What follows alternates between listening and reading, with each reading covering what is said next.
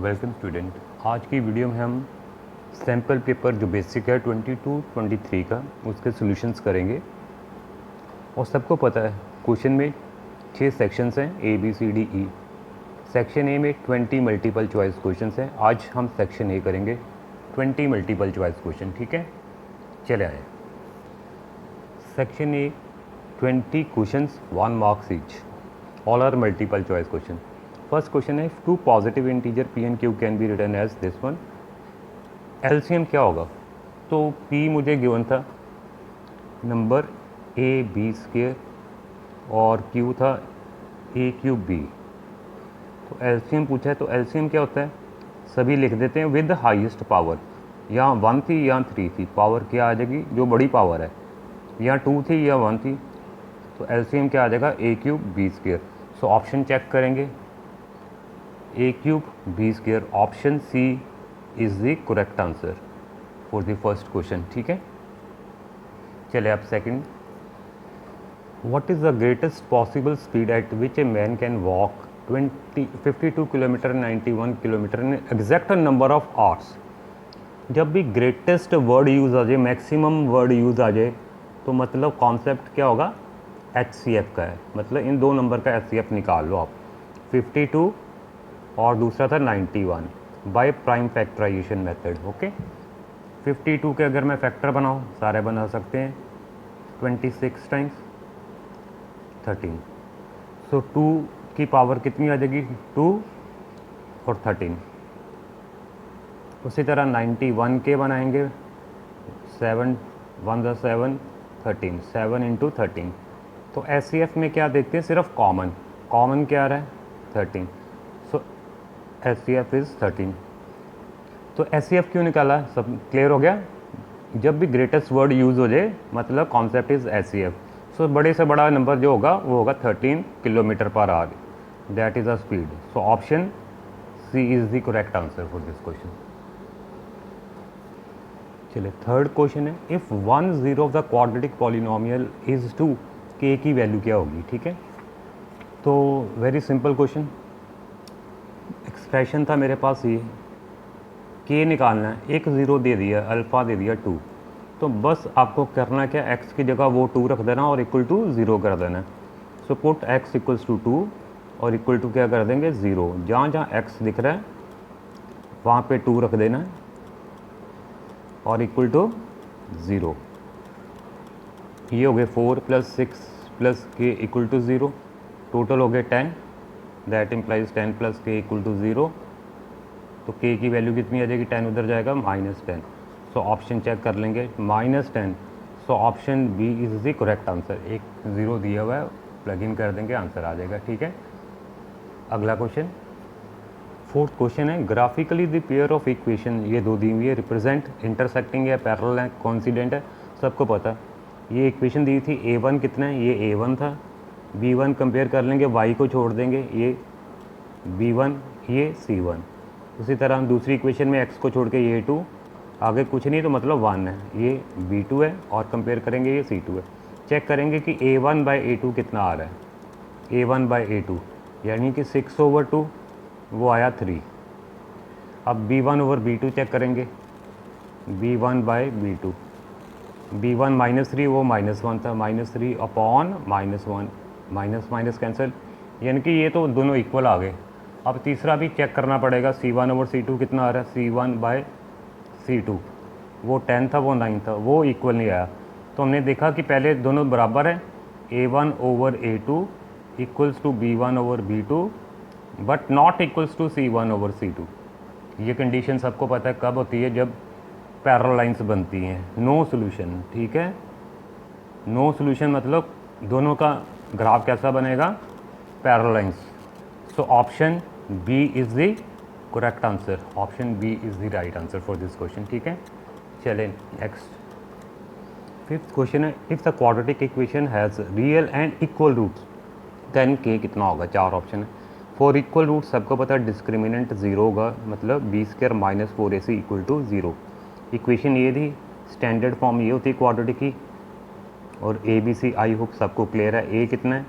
A is 1। B कितना है? X को छोड़ दो, B इज़ 4। और सी कितना है के, सी इज़ के। तो वैल्यूज़ प्लग इन कर देंगे यहाँ पे।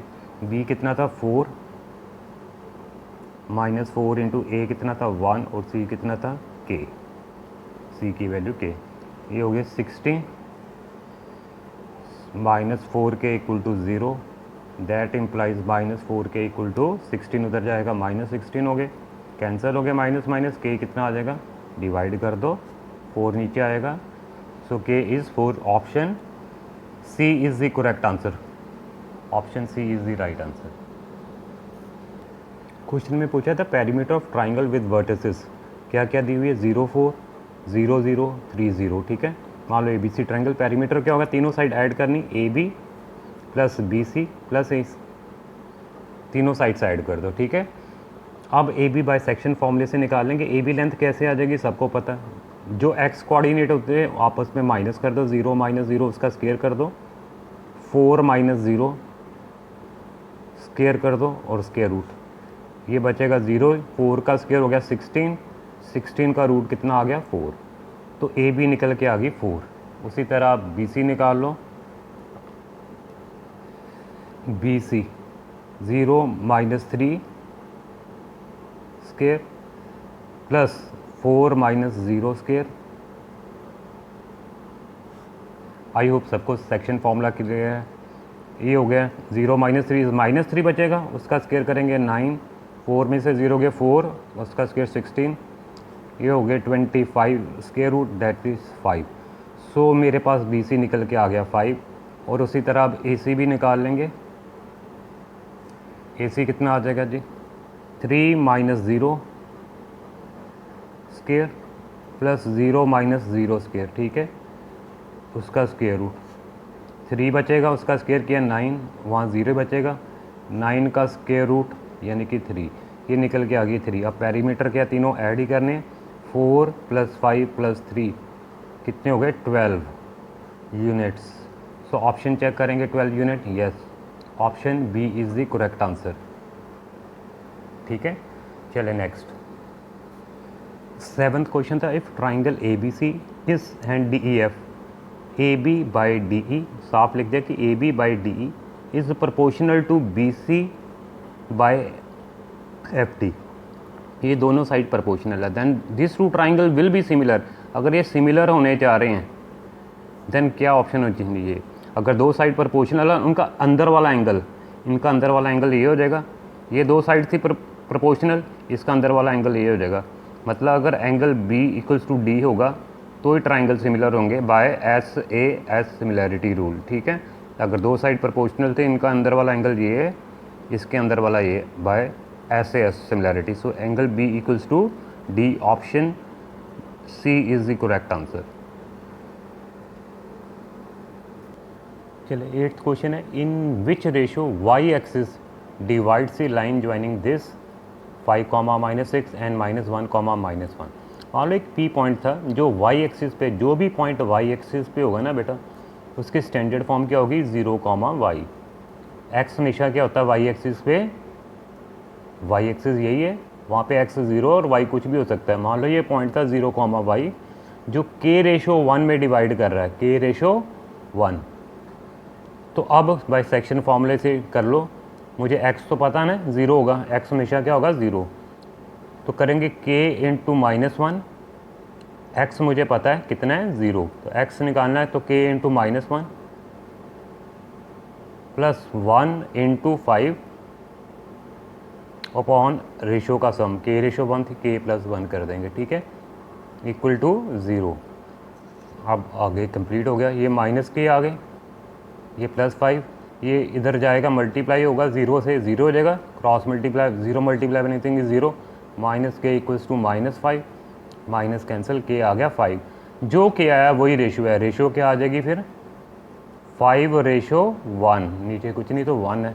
सो ऑप्शन चेक करेंगे 5/1, option B is the correct answer, option B is the right answer, 5/1 is the right answer. I hope clear, easy होकर रिकैप कर लें। चलिए 9th क्वेश्चन था, in figure P A and P B, थोड़ी light है figure, P and P B are tangent to a circle with centre O है if angle this one is A P B is 50 degree, आपको निकालना ओ A B कितना होगा, what is the value of angle O A B angle निकालना। दो वे से कर सकते, चलो मैं इसी तरीके से कर रहा हूँ। हमें सबको पता है पी ए और पी बी बराबर होंगी, length of two tangents are equal, P A equals to P B. अगर ये दो लेंथ इक्वल है तो ये वाला एंगल और ये वाला एंगल इक्वल हो जाएंगे, कितने कितने हो जाएंगे, एक्स एक्स हो जाएंगे दोनों। अगर दोनों साइड से इक्वल है, अपोजिट एंगल इक्वल, मान लो अगर ये एक्स है ये भी एक्स हो जाएगा। अब एंगल सम प्रॉपर्टी से एक्स निकल आएगा, एक्स प्लस एक्स इस ट्राइंगल में गए, दिस एंगल प्लस 50, 180 हो जाएगा एंगल सम प्रॉपर्टी से। 2x कितना आ गया, 50 माइनस कर देंगे 130, तो x कितना आ गया, डिवाइड कर दें 65। तो इतनी बात क्लियर है, यहाँ तक एंगल कितना आ गया 65।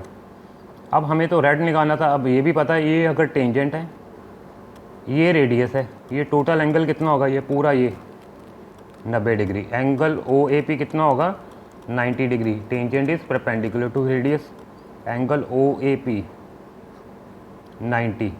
अब आपने यहाँ बोल दो बेटा ये पूरा एंगल यहाँ से यहाँ तक 90 है, ये अभी 65 निकाला था, 90 में से 65 माइनस करेंगे, बाकी बचेगा 25। तो ये वाला एंगल पूछा था हमें, रेड जो मैंने कर दिया ये वाला, तो ये वाला एंगल कितना आ जाएगा 25 डिग्री।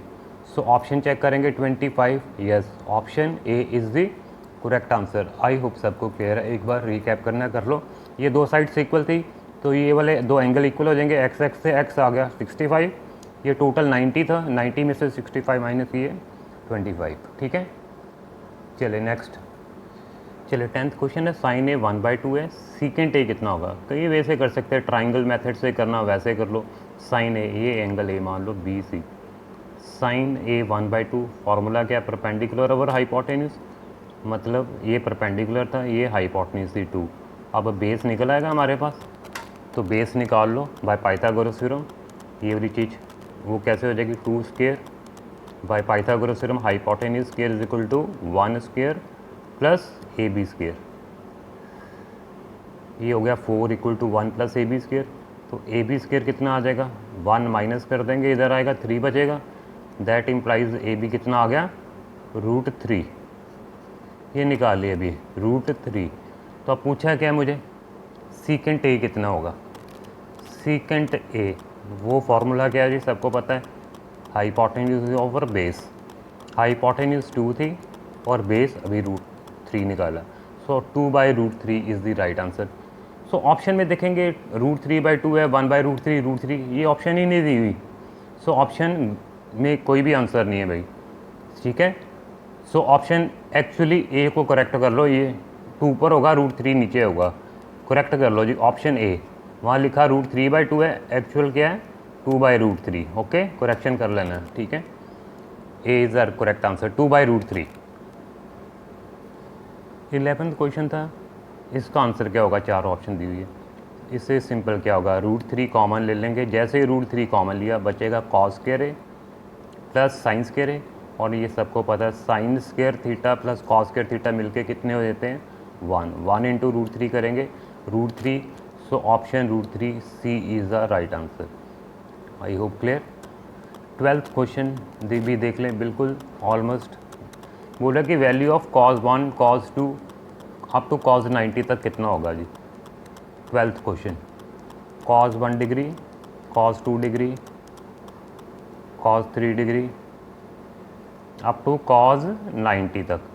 मुझे 1 2 3 की तो वैल्यू नहीं पता, cos 90 की तो पता है कि नहीं पता सबको, कितनी होती है cos 90, यस cos 90 इज़ 0। आप 0 को किसी भी चीज़ से मल्टीप्लाई करें, जो भी वैल्यूज़ हों, तो आंसर क्या बन जाएगा सारा 0। cos 90 पे क्या होता है 0, 0 multiply anything 0, so option B is the correct answer. चलिए 13th क्वेश्चन है, perimeter of a circle is equal to that of square, ratio of their areas. एक सर्कल है, एक स्क्वायर है, मान लो इसका रेडियस r है, इसकी साइड a है, ठीक है। इसका पेरीमीटर क्या होगा सर्कल का 2πr पेरीमीटर, उसका पेरीमीटर क्या होता है स्क्वायर का 4 इंटू साइड, आपस में इक्वल दिए हुए थे, ये लिखा था if the perimeter of circle is equal to that of square. तो यहाँ से मैंने r की वैल्यू निकाली, 2π नीचे आ जाएगा, कैंसिल हो गए, ये आ गया आर की वैल्यू, ठीक है।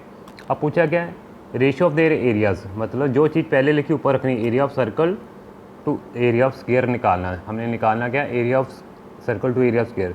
एरिया ऑफ सर्कल क्या होगा, पाई आर स्क्वायर। स्क्वायर का एरिया कितना होता है, सर्कल का पाई आर स्क्वायर, उसकी साइड स्क्वायर। अब आर की जो मैंने वैल्यू थी यहाँ पे रख दी पाई, तो ये आ गया आर की वैल्यू थी 2a बाय पाई और नीचे ए स्क्वायर, ठीक है। अब ये ब्रैकेट खोल दो, 4a स्क्वायर, ये पाई स्क्वायर नीचे आ जाएगा, ए स्क्वायर से ए स्क्वायर कैंसिल, एक पाई ख़त्म हो जाएगा, बाकी बचेगा 4 बाय पाई। अब पाई की वैल्यू रख देंगे 22/7, तो अगले स्टेप में 7 ऊपर चला गया, 2 के टेबल पे गया, तो आ जाएगा 14/11। सो ऑप्शन चेक करेंगे, 14:11, option B is the correct answer, ठीक है। So B is the right answer. एक बार रिकैप कर सकते हैं फिर से, ठीक है। चलें next. 14 type the radius of 2 circles are in the ratio 4:3। 2 circle है, एक ये। इनके रेडियस की रेशियो कितनी है जी, ए R1 है, ए R2 है, ठीक है, इसका रेडियस। सो R1 रेशियो R2 दी हुई थी, दोनों सर्कल के रेडियस की रेशियो 4:3 थी। Ratio of their areas, area की रेशियो क्या होगी, area are in the ratio, पहले का एरिया और दूसरे का एरिया। एरिया क्या होता है, पाई आर स्क्वायर, पहले का रेडियस R1 था, पाई R1 square upon pi R2 square. ये एरिया की रेशियो पूछी, पाई से पाई ख़त्म हो गया, R1 ओवर R2 का कंबाइन स्क्वायर भी लिख सकते हैं, ऊपर स्क्वायर दोनों में है। R1 ओवर R2 की वैल्यू 4/3 आ चुकी है, उसका स्क्वायर कर देंगे तो कितना आ जाएगा, 16/9। सो 16:9 ऑप्शन देखेंगे, सी इज़ द करेक्ट आंसर, ठीक है। आई होप सबको क्लियर है। उसी तरह आप 15th क्वेश्चन भी रीड कर लो। 15th question, total surface area of A solid hemisphere of radius 7। एक सॉलिड हेमिस्फीयर है, ठीक है, ऐसे, जिसका रेडियस कितना दिया हुआ है 7। अब उसका टोटल सरफेस एरिया क्या है, टोटल सरफेस एरिया वो होता है 3πr²। और सारे कैलकुलेट कर लो, ठीक है जी। फॉर्मूला लगा दिया 3π। हमने देखा ऑप्शन में सब में पाई लिखा हुआ है, पाई की वैल्यू पुट ना करो। रेडियस कितना था क्वेश्चन में 7, ये मल्टीप्लाई कर लो, 49 ये हो गए, 49 into 3 27 to 14 147 pi, 147 pi. Option D is the correct answer, option D is the right answer for 15th question, ठीक है जी। चले नेक्स्ट। चले 18th क्वेश्चन है, for the following distribution upper limit of the modal class. Modal class कैसे पता चलती है, सबसे पहले देखते हैं हाईएस्ट फ्रीक्वेंसी, सबसे ज़्यादा फ्रीक्वेंसी कौन सी आ रही है, ये 20 सबसे बड़ा नंबर है, फ्रीक्वेंसी में चेक करते हैं। उसके सामने वाली क्लास क्या होती है, मॉडल क्लास। सो 15 से 20 जो है वो मॉडल क्लास है। और मॉडल क्लास की क्या पूछी है, अपर लिमिट, ये लोअर लिमिट है, ये अपर लिमिट, तो answer is 20। Upper limit of the modal class is 20। Option C is the correct answer for 16th question. अब 17th देख लें। 17th क्वेश्चन में लिखा है mean of the data is 2.6, find the value of y। तो direct method से fi multiply करेंगे, 4 हो जाएगा, ये मल्टीप्लाई किए 10, ये मल्टीप्लाई किए 3y, ये 4, ये हो गया 10।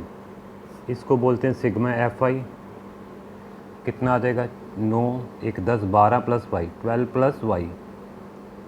इनका भी टोटल कर लो, इसको बोलेंगे summation fi 4 14 18 28 plus 3y, 28 plus 3y।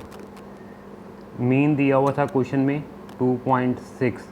Formula क्या, sigma fi over sigma fi, that is 26/10 भी लिख सकता हूँ, डेसिमल हटा दी, ठीक है। अब इसकी वैल्यू आई थी 28 plus 3y over sigma fi की आई थी 12 plus 3y equal to 26/10। Cross multiply कर दो, चलो 10 इंटू 28 प्लस 3y, उधर 26 इंटू 12 प्लस y, खोल दो ब्रैकेट, 280 प्लस 30y, 26 इंटू 12 कर लो बेटा मल्टीप्लाई, 312 आ जाएगा आई थिंक, प्लस 26y, ठीक है। ये सब कुछ अब हो चुका है, इधर आ जाएगा y वाली term 30y minus 26y, 312 minus 280।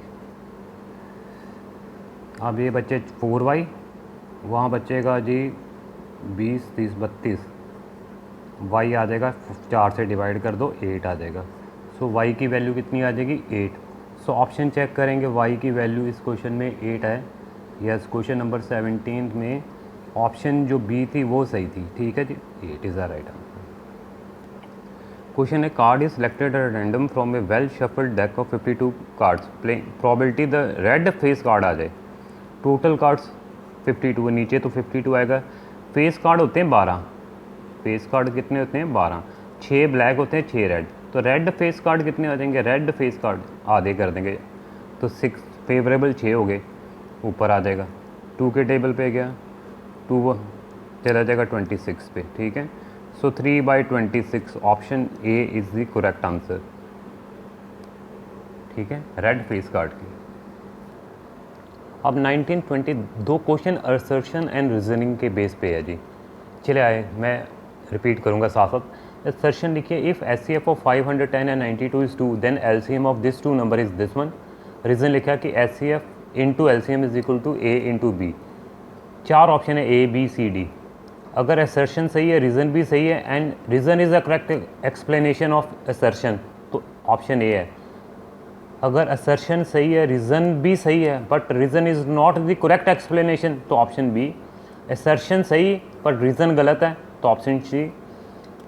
Option D के लिए क्या है, assertion is false and reason is true. आइए देखें, चेक करते हैं क्या लिखा जी। SCF of this 2 number 510 and 92, bold है 2 है, क्या 2 ही आएगा? इसके फैक्टर बना के देख ले, चेक करो जी कितना आ रहा है। तो फैक्टर बन जाएंगे जी, 2 के टेबल पे गया 255 आ जाएगा, 5 टाइम चला जाएगा। 3 के टेबल पे चला जाएगा 17 वन सा, इसके फैक्टर आ जाएंगे 2 5 3 17। ऑर्डर में कर दो 2 3 5 17। ठीक है, 92 के भी इसी तरह बना लो फैक्टर। 2 के टेबल पे गया 46 23, 2 स्क्वायर इंटू 23। SCF में तो सिर्फ देखते हैं कॉमन सिर्फ 2 ही आ रहा है और पावर कम लेते हैं, यहाँ 1 या 2 जो छोटी पावर है। SCF 2, उसने यही लिखा था SCF, यस, इतनी बात ठीक है। LCM कितना 32460, क्या यही आ रहा है? LCM में सब लेते हैं जी, या ये फैक्टर यूज़ कर लो, SCF इंटू LCM क्या होता है जी, हमें पता है A इंटू बी। SCF तो 2 आ गया, LCM निकाल लो, और दोनों नंबर क्या हैं, एक 510 था, एक 92 था। LCM कितना आ रहा है 510 इंटू 92 अपॉन में 2 नीचे आ जाएगा, ये 46 टाइम चला गया। 510 0 बाद में लगा लेंगे, 46 से मल्टीप्लाई करो, 6 30 4 20 6 4 3 2 और जो 0 बची थी। LCM मेरे पास आ रहा है जी 23460, उसने लिखा है 32460, गलत लिखा कि नहीं, मतलब असर्शन गलत है, रीज़न तो यही हमने यूज़ किया है, फैक्ट रीज़न सही है। अब ऑप्शन देखेंगे जी, असर्शन ही गलत है, ऑप्शन डी असर्शन जो थी वो गलत है, बिकॉज SCF तो ठीक लिखा है पर LCM गलत लिखा है, and reason is true, reason तो सही है, जो रीज़न लिखा है उसी की जगह में यूज़ किया है। सो इस ऑप्शन क्वेश्चन का जो 19th क्वेश्चन है असर्शन रीज़न का, सही एक्सप्लेन आंसर क्या है, option D. Assertion is false but reason is true. Okay, I hope clear. चलिए एक और 20 देखें। लिखा है the ratio in which the line segment joining 2, -3 and 5, 6 internally divided by X axis. X axis सबको पता है, ये एक्स एक्सिस है, तो पॉइंट जनरल फॉर्म क्या होती है, x, 0, मतलब y हमेशा क्या होगा 0 होगा। ये एक्स एक्सिस पे पॉइंट तक किस रेशो में डिवाइड करेगा, उसने आंसर दिया कि 1:2 में। अभी देखते हैं जी 1:2 आ रहा है कि हमने मान लिया कि रेशो 1 में डिवाइड करा है, y तो हमें पता है 0 है, जो भी पॉइंट एक्स एक्सिस पे y 0 है। अब सेक्शन फार्मूला सबको पता होगा, और रीज़न लिखा है कि ये फार्मूला यूज़ करें, यस यही यूज़ किया y के लिए, ये दिस इंटू दिस, y की बात चल रही, k into 6 plus 1 into -3 upon k plus 1 equal to 0। ये हो गया जी 6k -3, ये उधर जाएगा 0 से मल्टीप्लाई, 0 हो गया। 6k इक्वल टू कितना आ गया 3, दैट इम्प्लाइज k कितना आ जाएगा 3/6, यानी कि 1/2। जो के आया वही रेशो है। रेशो कितनी आ गई 1:2। मतलब जो बात लिखी है कि 1:2 में करेगा, यस असर्शन सही है। क्या रीज़न सही है? Formula use, yes section formula हमने डायरेक्टली मैंने अप्लाई किया है जी, ये सेक्शन फॉर्मूला, दोनों ही बातें सही है। Both assertion and reason are true and reason is a correct explanation of assertion, यही हमने फैक्ट को भी यूज़ किया है। So option A is the correct answer for this question 20th। मतलब असर्शन भी सही थी, 1:2 ये आंसर ठीक है, और करेक्ट एक्सप्लेनेशन भी यही थी। सो ऑप्शन ए। चलिए, थैंक यू वेरी मच।